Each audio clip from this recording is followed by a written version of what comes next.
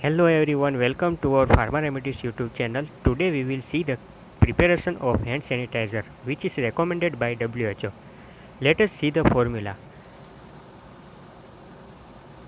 So this is the formula in which the three ingredients are used. There are first is isopropyl alcohol, second is hydrogen peroxide and third is glycerol. See, this formula of quantity of ingredient is for 100 ml solution. This can be altered by the requirement of solution as per requirement of solution and by calculate according this formula. Let us see the procedure for making hand sanitizer very simply.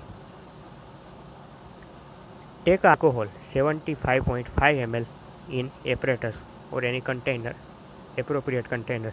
Then add 4.17 ml hydrogen peroxide into alcohol using measuring cylinder.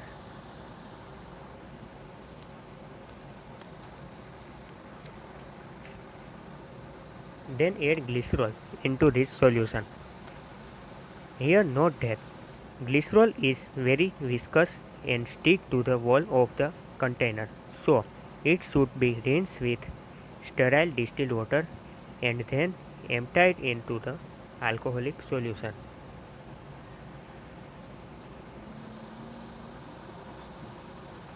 Then add sterile distilled water, volume up to 100 ml, make up the final volume. Shake the solution well for proper mixing. Then transfer this gel type of solution into proper bottle, final container.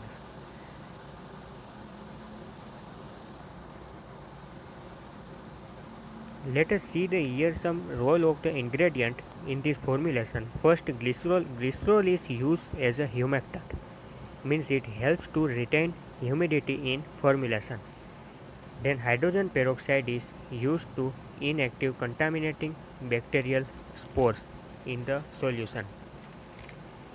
Then colorant may be added to allow differentiation from other fluids, but it should not to toxic or allergic and interfere with antimicrobial properties.